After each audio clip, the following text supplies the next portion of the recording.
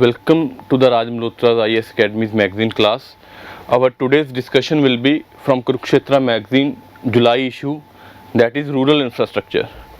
Okay, so starting with the class, first of all, why infrastructure has so much importance and significance with respect to the development of the Indian economy and as well as with respect to specific development of the rural society of India, because as we say that India cannot be fully developed if its rural space is not included within the development process or the fruits of development does not reach the rural areas. So first of all, if we talk about infrastructure, if you see the Atmanirbhar strategy or the Atmanirbhar approach that was unveiled by the government recent in times back, so it was the one of the 5 pillars of the Atmanirbhar strategy, a key pillars for the growth of Indian economy and as well as to make Indian economy self-sufficient. Okay, so moving forward, we have to see that basically why rural infrastructure is important for rural areas, or what is the interlinking between the rural areas as well as the infrastructure. So first of all, if we have to see that, first of all we will talk about the Mahatma Gandhi's approach to the development, that is also called as a bottom up approach or basically or the village development approach, because Mahatma Gandhi said that if the real development has to take place, it has to be started from the villages, because it is there where the real India resides. If you want to talk about the real culture of the society, if you want to talk about the real microcosm of the Indian civilization, that is the Indian villages. And so any development will be incomplete, or it will be basically not bear the fruits unless and until it is not a village led development. Okay, that is why we also gave a special focus in this type to the Gandhian approach in the DPSPs also. Okay, so because we already know that 70% of the population of the Indian population resides in the rural areas, so it becomes significant that if we want to reach the majority of the masses, if we want to reach the majority section of the Indian society, we will have to basically consider a village development approach. And how they are interlinked, or how infrastructure development can bring inclusive growth to the rural areas, is because first of all the major impact is, our major focus of the policy is to remove the poverty. Okay, it has been the part of our planning process from the 5 years plans. We have initiated, first we went from the started with the indirect approach with respect to the poverty alleviation, then we started the direct approach in 5th or 6th 5-year plan, and now you see the very recent committees, that Arvind Pannagaria committee was there, before that Raghuram Rajan committee was there for poverty alleviation, or strategies coming out, documents published by, reports published by Niti Aayog for the poverty alleviation schemes, and how many initiatives the government has launched specifically for alleviation. So biggest impact is on the poverty reduction. How? First of all is because it will reduce the cost of production. Okay, we will see in the coming articles how basically this is possible. Second one is the increase in the productivity and the efficiency of the goods that we are producing. Most importantly, increase in employment, because as the village areas will grow, as the basically enterprises will be set up here, there more economic opportunities will come down there, so the increase in the employment. And lastly, because as these areas will be developed, the more investment from public as well as private areas will come to these areas. So moving forward, this was our you can say introduction with respect to the magazine, what the magazine talks about between the interlinking of the rural infrastructure and basically with respect to the development of the economy. Moving forward, now we can see the various number of government initiatives that have been started by the government, okay, regarding the development. What are the components of infrastructure? First of all, transportation is there, then you can say agriculture is there, then you can talk about basically water, then you can talk about telecom, you can also talk about what we say electricity, number of things are there. These are some specific areas where the government has had major interventions with respect to the scheme. For example, with respect to transportation, you have Pradhan Mantri Gram Sadak Yojana. Then with respect to agriculture, you have ENAM. With respect to water, recently you must have heard in the or read in the newspapers, Jal Jeevan Mission was there. Then with respect to telecom, we see the major initiative that has been taken by the government, that is a Bharat Net portal. And with respect to electricity, we see Deen Dayal Upadhyay Gramin Jyoti Yojana that was started by the government. You can also talk about some other direct community schemes with respect to direct transfers are there, or schemes with respect to creation of durable assets. For example, Manrega is there, or Garib Kalyan Yojana was there, that was started by government recently. Okay, so these are the major government initiatives that have been taken by the government for the development of the infrastructure in the rural areas. The article specifically talks about the impact of the Gram Sadak Yojana with respect to the development, because it considers that connectivity is one of the major issues with respect to the development of the rural societies, because if connectivity will not be there, other kind of activities cannot be fully developed. For example, you want to set up provide what we say internet connectivity to village areas, but if there is no connectivity, how that physical connectivity is not there, how this thing will take place? That is not basically possible. Similarly with respect to electricity, because if you want to reach out to the rural areas, first of all there should be all weather connectivity, that technical persons can go in, operation and maintenance can be seen, individuals from rural areas can also come to the mainstream areas or the nearby urban areas regarding their issues or regarding to assess the basic facilities that are there in place. Okay, so that is why Pradhan Mantri Gram Sadak Yojana has been the major prerequisite for the development of infrastructure. It has been basically initiated by Ministry of Rural Development. Okay, and the major focus is basically, we already talked about, that is road connectivity. Okay, further to if you talk about the critical analysis of this scheme, what do you think? Basically our infrastructure, the government implements the schemes, okay, then what happens afterwards is basically there is no monitoring with respect to the operation and maintenance, okay, or what is the status of the things that have been implemented, is anybody taking care of them? So with respect to that, government has started an initiative called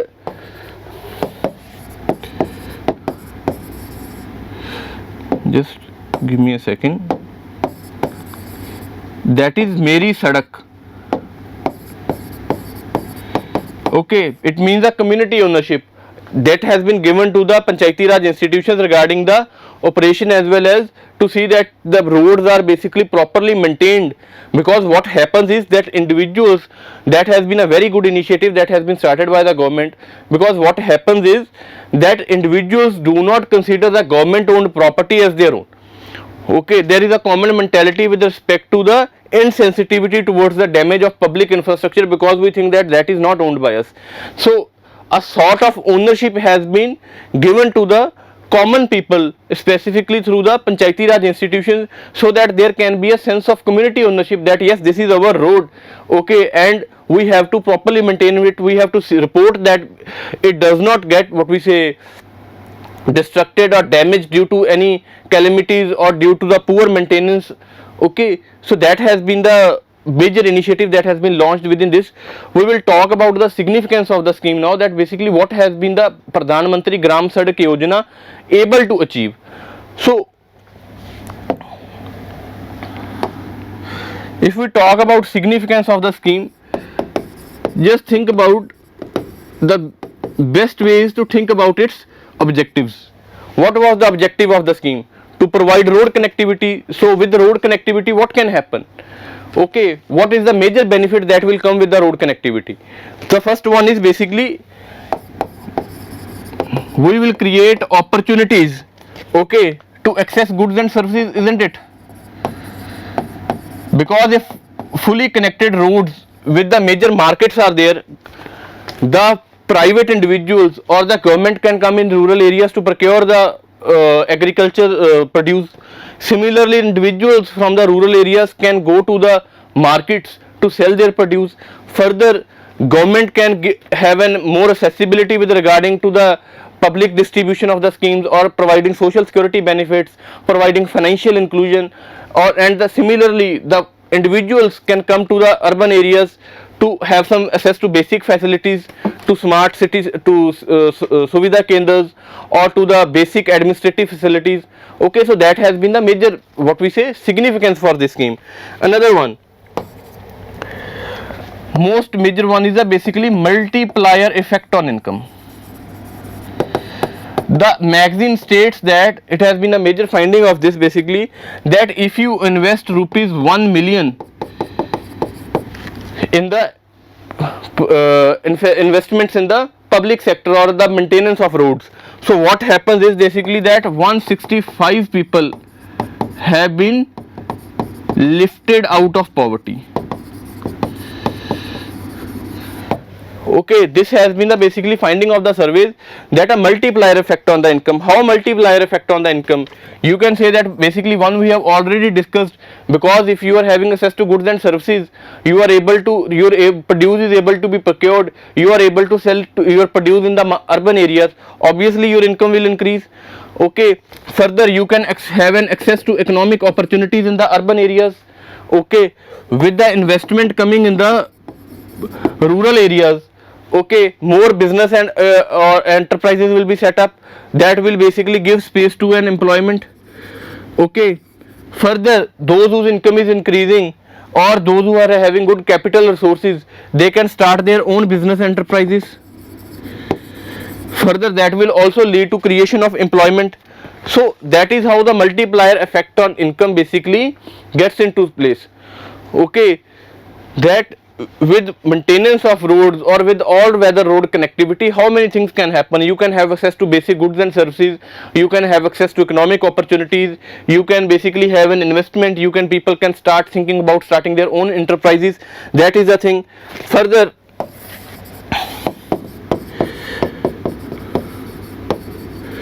non-farm employment, that has been a major another significance, because if even if the rural area is just nearby or in the suburb area of the major city, but is not having an all-weather connectivity, it means that the individuals living in the rural areas will have to be dependent upon the agriculture activities that are taking place in the rural areas.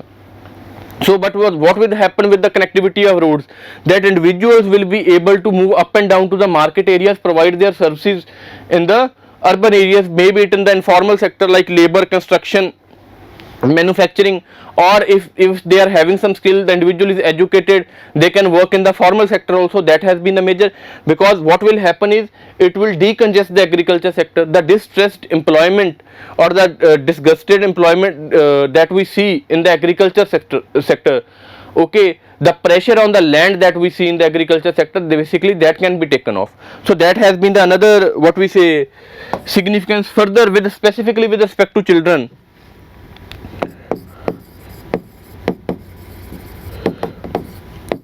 that is the increased enrollment in the schools. So what will happen here is that with all weather road connectivity, individuals living in the rural areas will be able to send their children to schools, because sometimes what happens is we even now hear the stories that where road connectivity is not there, people have to move through some rough spaces or the rough terrain to get access to the schools, or if there is a, what we say, rain or natural calamity has taken place, okay, the climate is not in favorable to the individuals living in the rural areas, it has a danger to get them into some isolation. For example, the individuals are living in some geographical isolation areas like hilly area is there or mountain terrain is there. What it can, the all weather road connectivity can have a massive impact in those areas, because road connectivity will imply that there is an easy access to schools. Individuals are not facing much of the difficulties in accessing the schools. Okay, the roads, if they are properly maintained, like we discussed through the Meri Sadak campaign, okay, their studies will not get hindered. Okay, and the magazine has through its survey found that this has basically impacted in the increased enrollment in the schools. So the dropout rates basically in the schools have decreased. This has been the major impact of what we say in the school area. Another one is the access to the basic information regarding the market, what is going in the market. Like individuals are, if there is increased connectivity with the urban areas, individuals will be what to say, have an increased access to the market information, what is going on in the market with respect to what are the prices of the various crops that needs to be sown. Okay, what is the basically weather information that is coming to place, what are the latest technological developments that are taking place, what is the recent fertilizer, pesticides that have been introduced in the market, what has been the talk on the government policies that are going, okay, or that the government is talking about to start the new initiatives. So that has been the another major significance. See how many things can get changed with the access to the roads or the proper maintenance of the roads.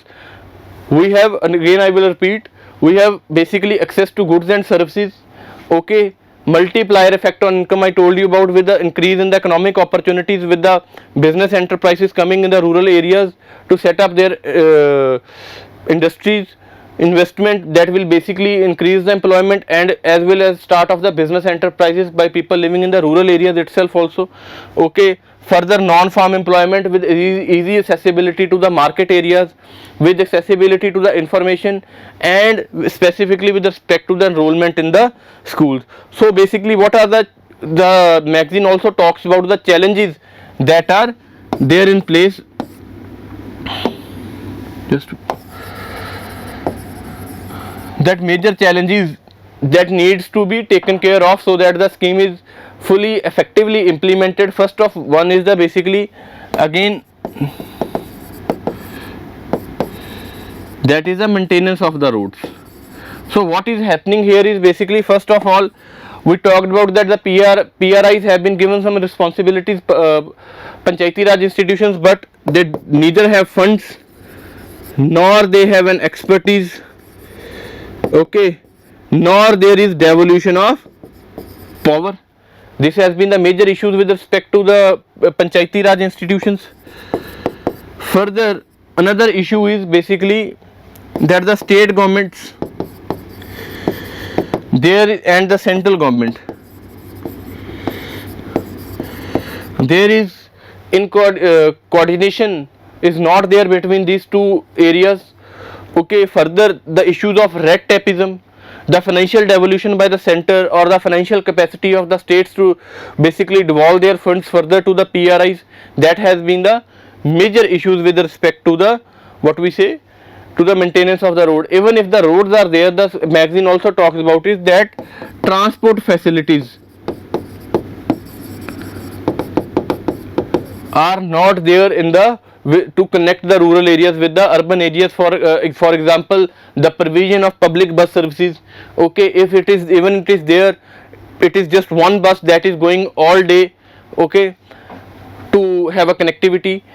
Further, the with areas with respect to the procurement, you can also state that the transport facilities, for example, if the village area is in a remote place, okay, so what is happening in that place is that the individuals who are going to procure the produce, first off it is at the village area is at very far off place. Further, after procurement, the cold storage facilities, the transportation not transportation, cold storage facilities, the problems with respect to the what we say the things with specifically with respect to the post harvest produce. Okay, the mechanical requirements that are there to store the produce at a nearby areas. For example, if the produce is a perishable produce, okay, it cannot be taken off to the far off places, that is not there. Okay, we are connecting the roads, but the associated or the allied infrastructure that needs to be set up in the place, that is not there. So that is why what the magazine highlights, that the proper utilization is not there of the scheme, or the underutilization of the even of the roads that have been connected or that have been built in the rural areas to provide connectivity. Proper usage has been not been taken of place of them. So that was all with respect to the what we say Pradhan Mantri Gram Sadak Yojana. Another we need to talk about is another major sector in the rural infrastructure is the health infrastructure. That also magazine talks about.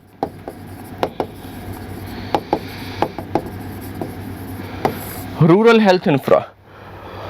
Okay, we need to see this, the aspect of rural health infra in the aftermath of the COVID-19 that took place. Okay, what happened in the COVID-19 in the aftermath of COVID-19, that we see the increased migration from the rural areas to the urban areas to have an access to the basic health services. Okay, regarding the non-availability of the primary healthcare centers in the rural areas, regarding the rumors with respect to COVID, on the existence of COVID itself, or with respect to the vaccine rumors that are going. Okay, we need to talk about that.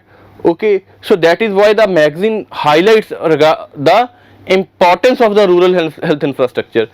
First of all, health infrastructure, we need to be very clear that it can be divided into three aspects. One is primary, then is secondary, and then is tertiary. Okay, primary one is basically normal primary healthcare centers that are there, that provides access to basic health services. Okay, minimum quality of service regarding cough, early diagnosis. Okay, regarding you have fever. Okay, you want to have an access to basic health services that are basically tackled at the primary healthcare sector. Secondary is district hospitals. Okay, and tertiary super specialty hospitals like AIIMS is there. Okay, PGI is there. These are super specialty hospitals where the basically you go to have an to treatment regarding the chronic diseases. Okay, regarding the specialized requirement, what is treatment is required for the disease, that is the tertiary space. So what are the issues with respect to the public health infrastructure? What are the challenges that are there? First of all is the low public expenditure. Our public expenditure, according to the basically Kurukshetra magazine, it is only 1.1% of GDP in the year 2020.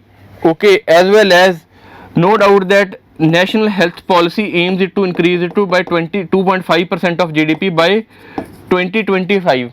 But you can obviously comprehend the state of affairs with respect to the public health infrastructure. That is why in the aftermath of COVID we witnessed the problems like that in the rural areas, that beds were not there, or the ventilators were not there. In some areas fans were not there. In some hospitals basically even basic services, the technical equipment was not there. That can be attributed to the low public expenditure on the health sector. Second one is basically the regional disparity. What regarding the regional disparity? See, we have already discussed that 70% of the rural population, okay, is not having an access to the public health services. The availability of the basically 75% of the infrastructure, health infrastructure, is in the urban areas. So there is proper mismatch, that 75% of the infrastructure with respect to health is in the urban areas, whereas 70% of the population that is living in the rural areas. So you can comprehend that why in the aftermath of COVID we witnessed the scenarios like the increased migration, the individuals coming from far off places to have an access to the basic health services or even in the normal days, individuals coming from far off places to the access to some basic health services. Okay, so that is a problem. Another challenge that has been what we say highlighted is the inadequate health infra. For example, the article highlights that there is only one bed per 1,000 people. Only one bed per 1,000 people. Okay, and even the economic survey 2020 to 21 highlights that average density of health workers is only 23.5 with respect to the 10,000 population. So you can comprehend the basically inadequacy in accessing the basic health services that is there, the issue of the reduced availability of the beds in the aftermath of COVID. Okay, only one bed with respect to the 1,000 peoples, and the average density of health workers is only 23.5. It means that for every 10,000 people only 23.5 health workers are there. Okay, further the article also talks about the increasing dependence of private sector. So issue here is that with the increased what we say share of the private sector in the health infrastructure, what is happening is that people are more moving to the tertiary space. For example, for having even access to basic services, individuals are going to hospitals like Fortis is there or Max is there, basically which are super specialty hospitals. Obviously it not only undermines the role of or underutilizes the capacity of the health personnel, those who are working there, because the resources are devoted from the some specific treatments to have access to the some basic health facilities. Further, it is causing the increase in the out of pocket expenditure, which the magazine highlights is as high as 60%, because whatever the medical prescription is given to you, whatever treatment cost is told to you, you have to get those all basically access to the from the outside, from the pharmacies or the basically any or the health facility that is established within the hospital premises only. So what is the problem with respect to private sector is that individuals are getting increasingly dependent upon the super specialty hospitals, obviously whose costs are exorbitant. Further, the increasing issue of the out of pocket expenditure.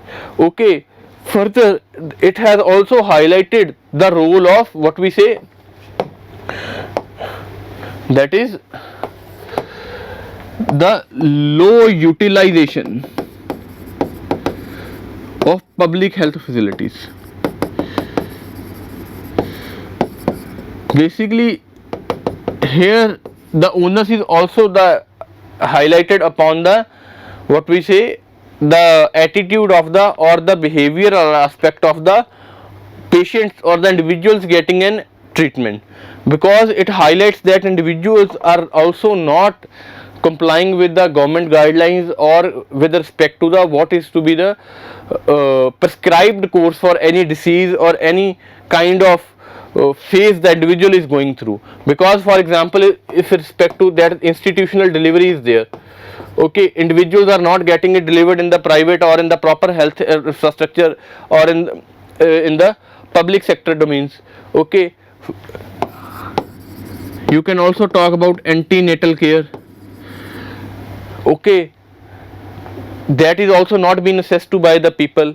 Further, with respect to immunization, there is an provision by the government, universal immunization program is also there, but individuals are not getting their children immunized. Okay, things are there in the hospitals, but individuals are not getting not availing those facilities also. That is also an issue. To basically address these issues, government has started various government initiatives. The most recent one is the basically Pradhan Mantri Atmanirbhar Yojana is there. Atmanirbhar Swasth Yojana. It talks about basically prevention and early focus on prevention and early management of healthcare.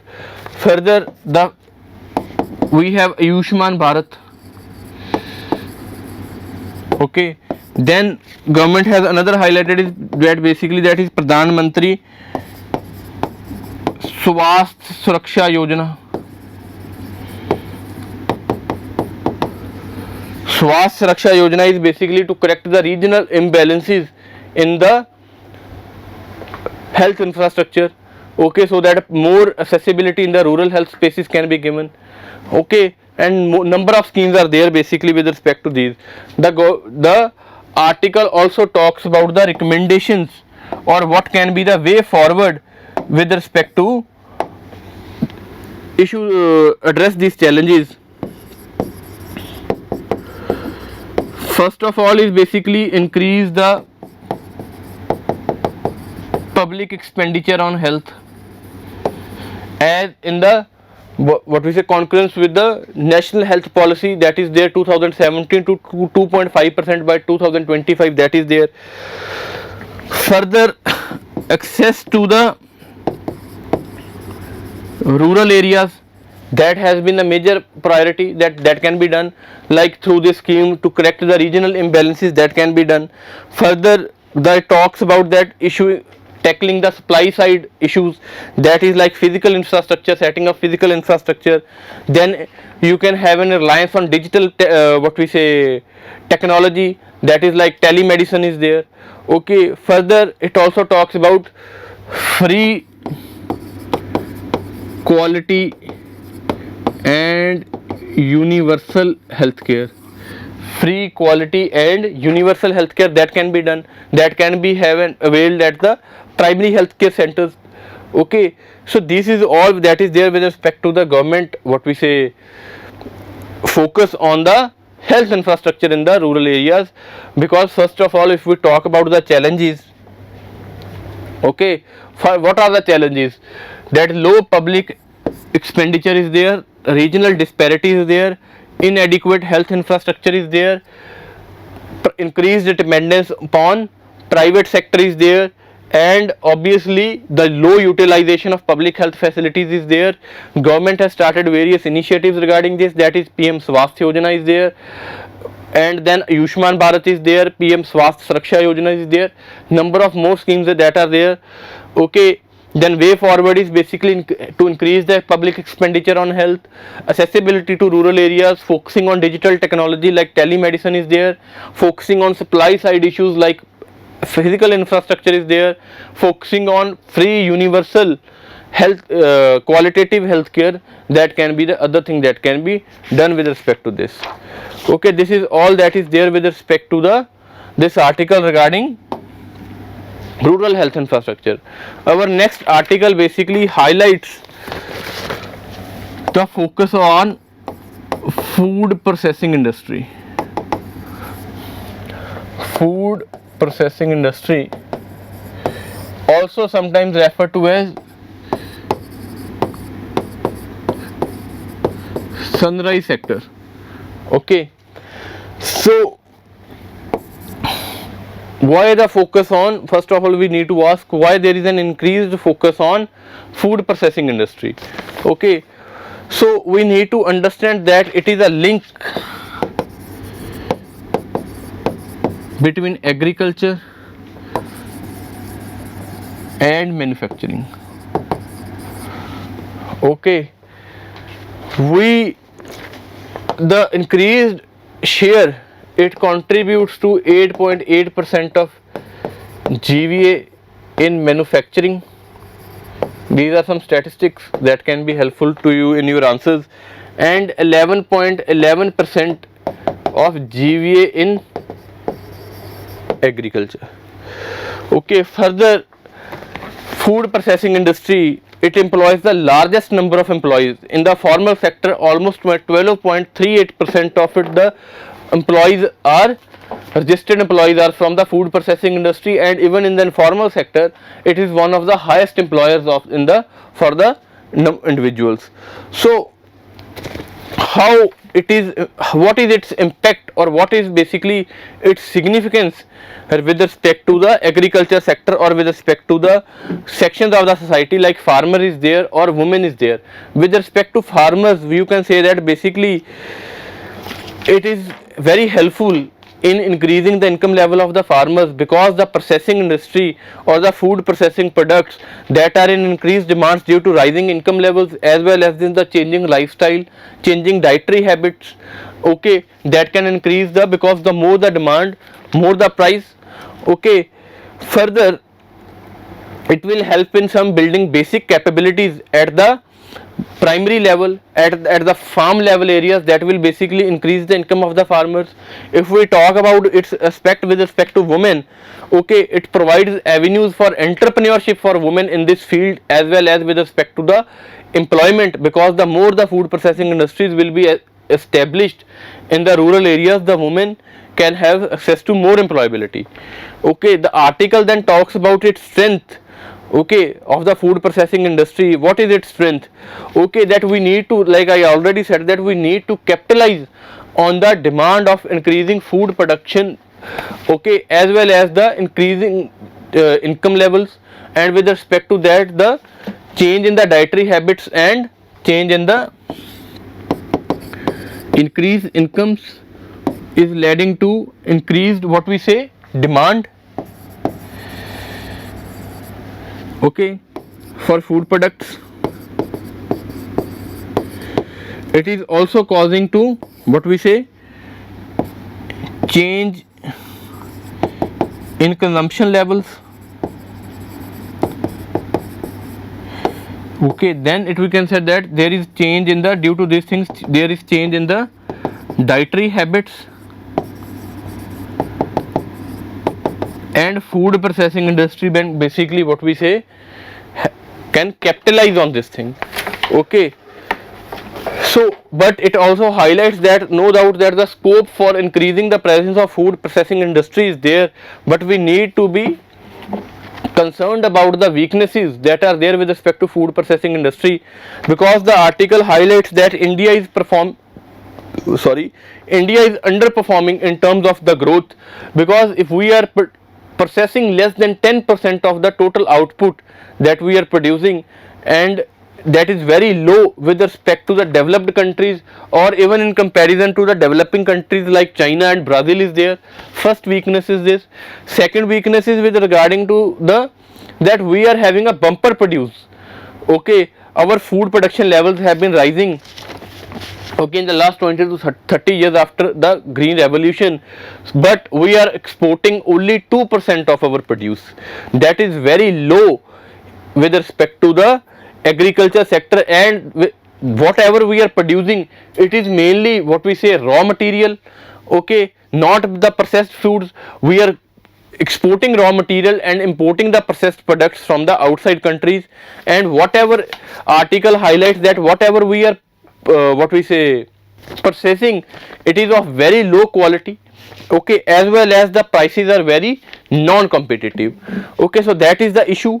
Further, the article highlights that the primary capabilities with respect to the food processing industries are very, what we say, well developed. For example, changing the wheat to flour, we have a very well developed capacity to that. But secondary processing, for example, changing from tomatoes to ketchup, that facility is not there, or that technical skill, okay, or the capital investment required for that is not there in the Indian market. That is why food processing industry is lagging behind.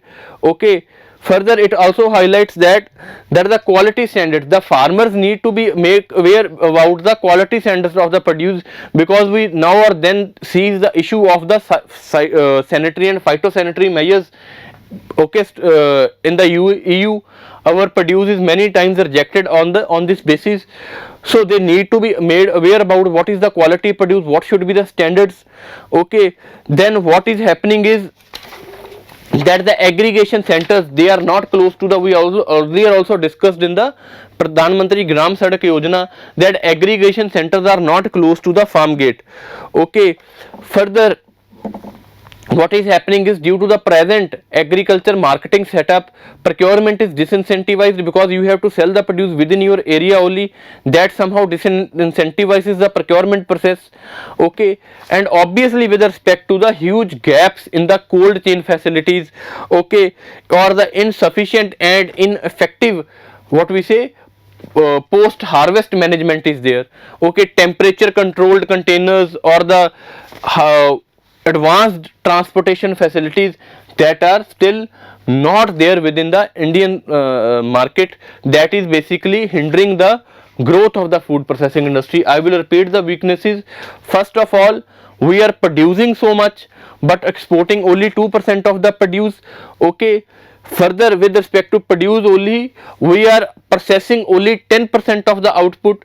Whatever we are producing, that is not of basically proper quality, okay, and non-competitive price. Further, what we are exporting is majorly raw material and what importing the processed foods.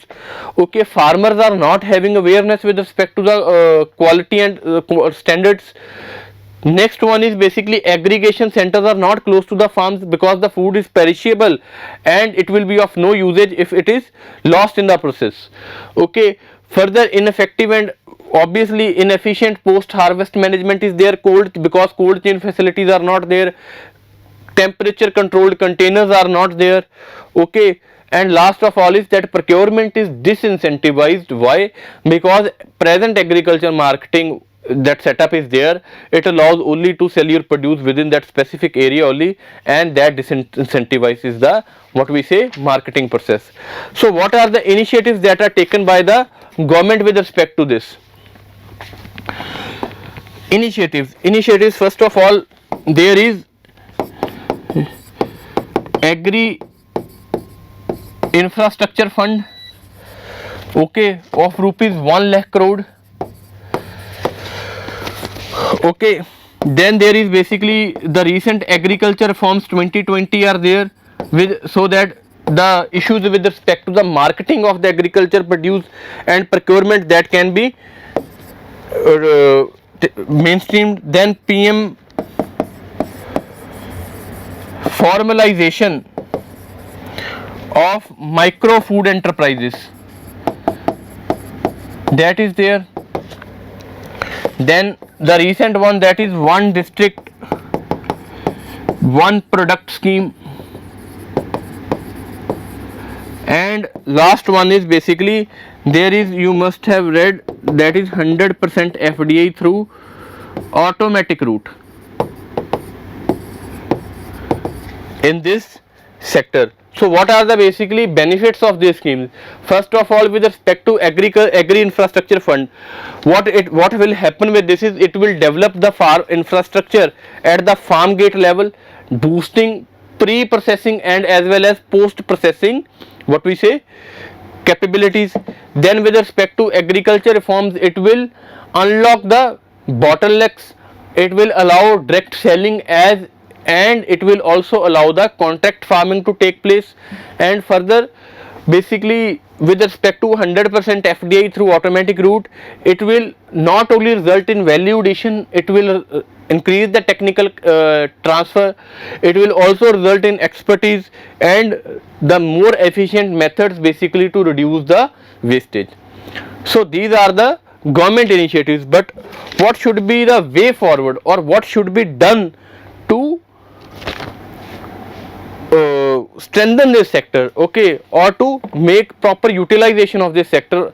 First one is, we need to tap the export potential.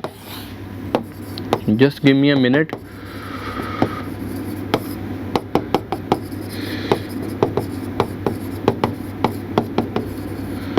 First one is, we need to tap the export potential, because we have already highlighted that we are only exporting 2% of the produce. We need to adhere to the global standards, okay, so that the issues of phyto and phytosanitary measures does not take place. We need to highlight or market the Indian superfoods that is there. Basically, for example, the article highlights that the Amarnath against the quinoa, okay, and the black wheat against the oats. Second one, we need to focus upon tech innovations. Tech innovations, basically what will happen with here is that it will help to reduce the wastage, okay, or with respect to the processing abilities, that will be the major benefit. Further, we should focus on sustainability with respect to water use efficiency, and as well as with respect to the imbalances that are there in the fertilizers.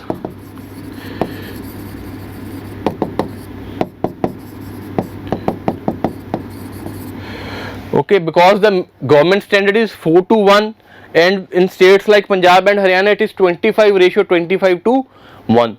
So these are the way forward that can be taken care of, and most importantly that we should also incorporate here is the climate proofing, because the if you see about the recent reports by the IPCC and all that international organizations working on climate change, they are saying that the crop yield will be basically reduced by 10 to 15% by the 2050 due to the increased global temperatures.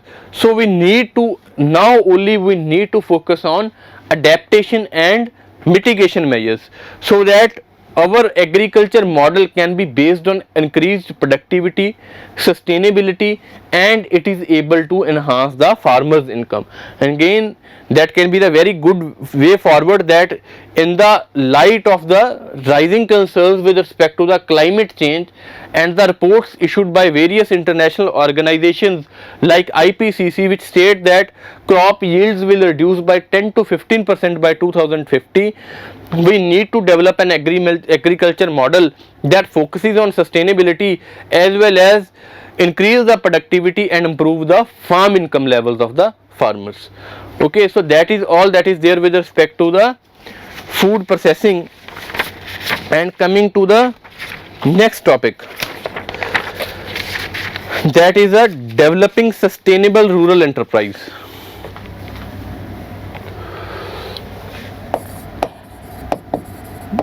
Just give me a second.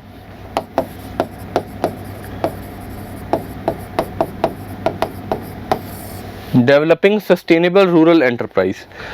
See, you can say that COVID-19 is crisis of livelihood. Okay, we see the so much job loss with respect to the employment, shutting down of businesses, shrinking of the economy, okay, the informalization of the economy that has taken place in the aftermath of COVID. So the article focuses on developing the sustainable rural enterprises. Okay, see, first of all, the article talks about basically the issues that have been witnessed with respect to the rural enterprises in the aftermath of COVID. What are the issues there? Okay, first of all, we witness is the demand slump. Obviously, because the demands have reduced, okay, individuals, there was lockdown, individuals are sitting at home, income levels have decreased, okay, some have lost their job, this has resulted into demand slump. Further, liquidity crunch, because investments have taken a back seat. Then due to reverse migration, okay, there is labor shortage, okay, there is what we say decreased availability of labor. Then another one is basically inadequate access to financial institutions.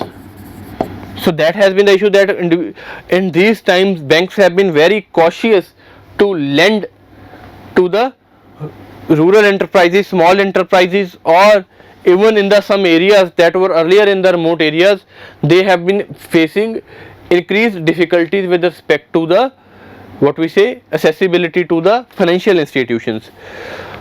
Then the article talks about the significance of rural enterprises, that how they can contribute to the increased demand as well as to the GDP growth of the country. First of all, it contributes to the rural economy, makes the rural economy sustainable, because the more the sustainable will be the rural economy, the more it will be able to provide employment, the less the migration to the urban areas. That is the major development. Next one is, it is the key factor for self-reliance.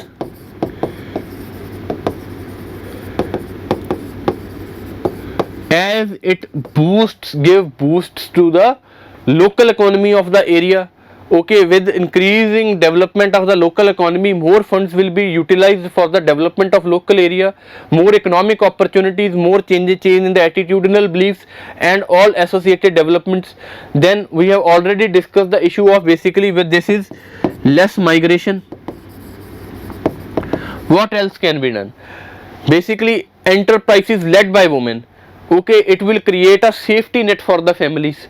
Okay, because as the rural areas will grow, as they will become more sustainable, it will also provide opportunities for the women folk of the area. It can lead to the what we say entrepreneurs, and basically act as a safe net for the families, because it will ultimately increase the income levels of the family. Okay, that is the women entrepreneurship. So to so that we do not face an issue like this in the coming what we say years, so that the with respect to like COVID is there or any another problem that may arise in the future, the article talks about some recommendations. That first of all it talks about is that we need to make this the goal of sustainable rural enterprise fulfill. What we need to do is we need to address the skill and knowledge gap that is prevalent within the rural areas. Okay, because the individuals are not fully skilled, and whoever is migrating is contributing to the informal sector. Okay, in the labor, in the contract construction, manufacturing sectors. Okay, so addressing the knowledge gap. Second one is basically with respect to, we have already talked with respect to the issues here, access to the financial credit. We need to make some government interventions, some schemes, or incentivize the private sector so that it can easily lend to the rural enterprises. Third one is, again we talked about earlier also, that infrastructure with respect to like transportation is there, water is there, electricity is there, then only enterprises can be set up. If associated infrastructure is basically there in place, and most importantly regulatory compliance. Okay, our regulatory compliance should not be strict that it hinders the innovative ability or the creativity of the individuals, and it should not be too loose that basically it allows the individuals to bypass the mandatory rules and regulations that are there. And last one is basically it talks about the need for an holistic approach with respect to the what we say development of the rural enterprises, and focuses on the nurturing capability, that we need to skill, reskill and upskill the individuals, so that in the light of the increasing and what we say technological initiatives, increasing digital penetration and developments, individuals in the rural areas, they are able to cope with these the changes. It also talks about the various government initiatives that have been started by the government and they can be strengthened, like Startup Village Entrepreneurship Scheme is there, Stand Up India Scheme is there, then there is basically National Rural Livelihood Mission is there, and Gram Panchayat Development Plan is also there. Right here there is basically Gram Panchayat Development Plan, then there is Startup Village Entrepreneurship Scheme, and the last one National Rural Livelihood Mission is there. And with respect to the recommendations, first of all is the skill gap, then is finance, next one is basically infrastructure, and next one is the more important one, regulatory compliance,